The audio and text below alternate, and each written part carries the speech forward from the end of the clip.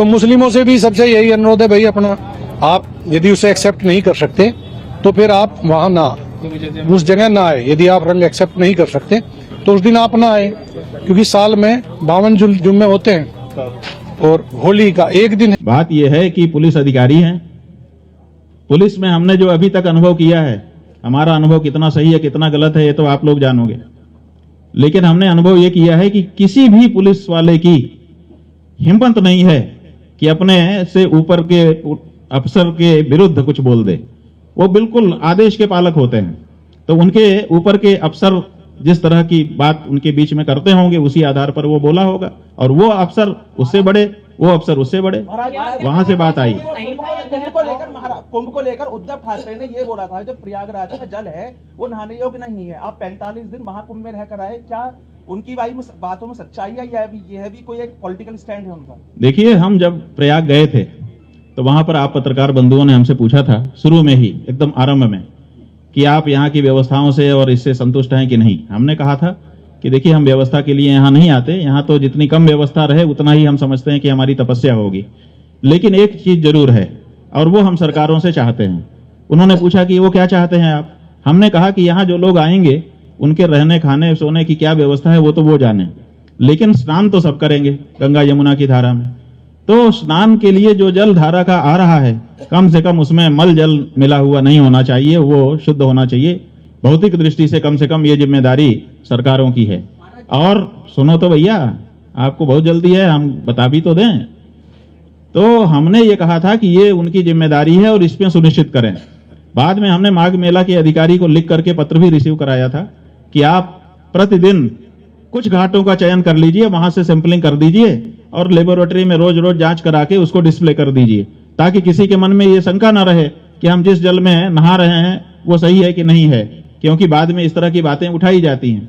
तो उन्होंने उस पत्र पर भी कोई संज्ञान नहीं लिया, कभी भी जांच करके कोई आंकड़ा पब्लिक को नहीं बताया गया। क्या ये वहां पर गए स्नानार्थियों का अधिकार नहीं था कि वो जान सकें कि हम किस तरह के जल में स्नान कर रहे हैं?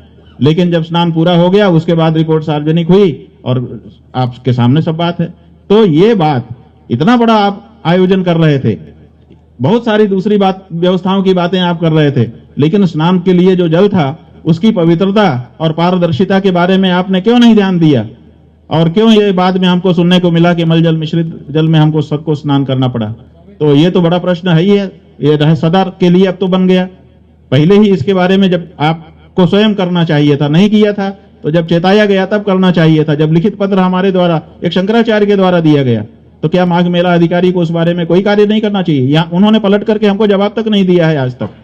तो ये दिखाता है कि वो इस बारे में गंभीर नहीं थे और ऊपर ऊपर केवल माहौल बना रहे थे। जो ग्राउंड पर काम किया जाना चाहिए था वो नहीं हुआ। महाराष्ट्र सरकार ने गौ माता घोषित की है, जबकि देश के अन्य राज्यों में गाय काटी जा रही है, खासतौर से अरुणाचल प्रदेश और नागालैंड में। इस पर आप क्या कहेंगे? देखिए, यही तो हमारा कहना है कि ये जो आपने व्यवस्था बना दी कि कुछ जगह पे जहां गौ भक्त ज्यादा मुखर हैं वहां पे आपने कह दिया कि हम रोक रहे हैं और बाकी जगह के लिए छूट दे दिया। इसीलिए रोज रात को गौ रक्षक बेचारे ट्रकों को पकड़ते हैं, फिर मुकदमा होता है, FIR होता है, ये होता है, वो होता है, फिर कोई खड़ा हो जाकर कहता है ये तो गुंडे हैं और तरह तरह की चीजें आ जाती हैं। तो ये आपने व्यवस्था क्यों बनाई है कि कोई ट्रकों में लाद करके यहां से वहां ले जाए और वहां काट ले? जब देश एक है, हमारा ही घर जब है, तो हमारे घर के एक कमरे में हम गौ हत्या कर सकते हैं, दूसरे में हमने रखा है कि नहीं नहीं यहाँ नहीं कर सकते। ये तो ढोंग ही हुआ। ऐसा ढोंग करने की क्या जरूरत है? आप साफ साफ कहो कि हम क्या करना चाहते हैं, इसीलिए स्पष्टता हम करना चाहते हैं। सवाल है, आप हमेशा जो है व्यवस्था के खिलाफ बोलते रहते हैं, जितने भी शंकराचार्य उनमें आप ही अलग है जो सत्ता पक्ष के खिलाफ हमेशा बोलते हैं। क्या इतने दिनों तक मोदी ने या हमारे योगी महाराज ने कोई अच्छा काम नहीं किया सनातनियों के लिए? देखिए, बात यह है कि बिल्कुल अच्छा काम किया उन्होंने, और जब उन्होंने अच्छा काम किया तो हमने कहा भी, लेकिन आपने कवर नहीं किया। हम आपसे पूछते हैं कि जब उनकी प्रशंसा हम करते हैं उसको क्यों नहीं दिखाते हो? जवाब दो। लेकिन वो नहीं दिखाओगे। जब हम कोई ऐसी बात बोलेंगे तो उसको बार बार दिखाओगे, बार बार दिखाओगे कि ये अमुक ने कहा।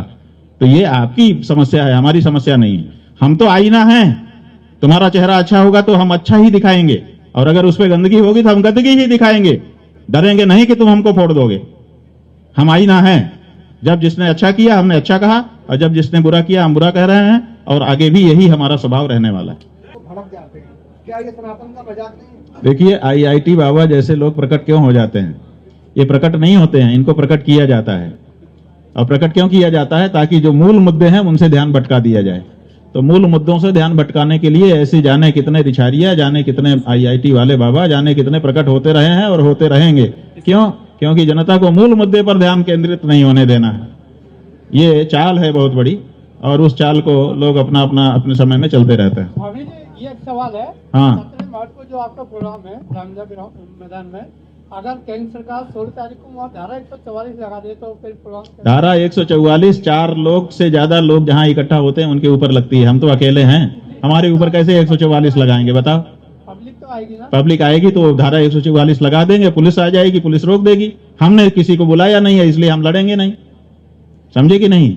हम क्यों कह रहे हैं कि हमने किसी को नहीं बुलाया? क्योंकि हम उसमें नहीं जाएंगे। हम अकेले बैठेंगे सबकी तरफ से। जब हम बैठ रहे हैं तो सबको परेशान होने की क्या जरूरत है?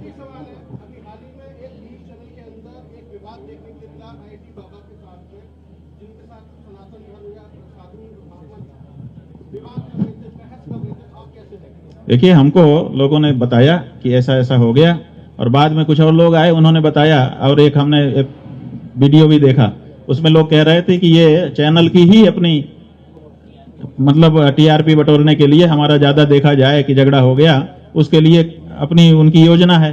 तो अब ये तो आप लोग ज्यादा समझोगे। सुप्रीमो अखिलेश यादव ने कुछ दिन पहले ट्वीट में फोटो साझा करा था, लिखा था नाम ना लेते हुए कि एक व्यक्ति बता रहा है कि उनमें करोड़ों रुपए कमा लिए गए, लेकिन आज भी कुछ लोग सिक्के चुन रहे हैं।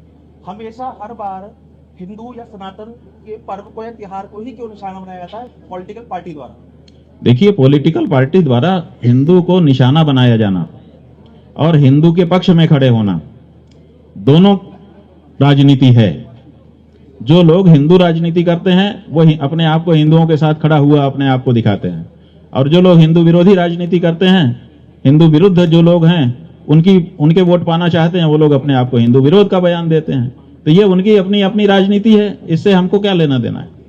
सब जितने भी पॉलिटिकल लोग हैं, समस्या यह है कि जब अखिलेश यादव बोलेगा तो आप कहोगे कि ये हिंदू विरोध में बोल रहा है, लेकिन जब दूसरा बोलेगा जो हिंदू वाली बात, तो आप उसको राजनीति नहीं समझोगे। ये समस्या है। जबकि बोल दोनों राजनीति ही है। वो अपने सब लोग अपनी अपनी राजनीति की गोटी सेंक रहे हैं। कोई हिंदू का हितैषी नहीं है, कोई मुसलमान का हितैषी नहीं है। अगर हिंदू मुसलमान के हितैषी होते तो हिंदू और मुसलमानों की दिशा कुछ और होती। हिंदू आज अपनी मां की हत्या के लिए तड़प ना रहा होता। अगर आप बताओ कौन सा ऐसा नेता है और कौन सी ऐसी पार्टी है 78 साल में जिसने राज किया और हिंदू भावना को समझा हो? नहीं समझा ना, तब ना आज हमको पीड़ा व्यक्त करनी पड़ रही है।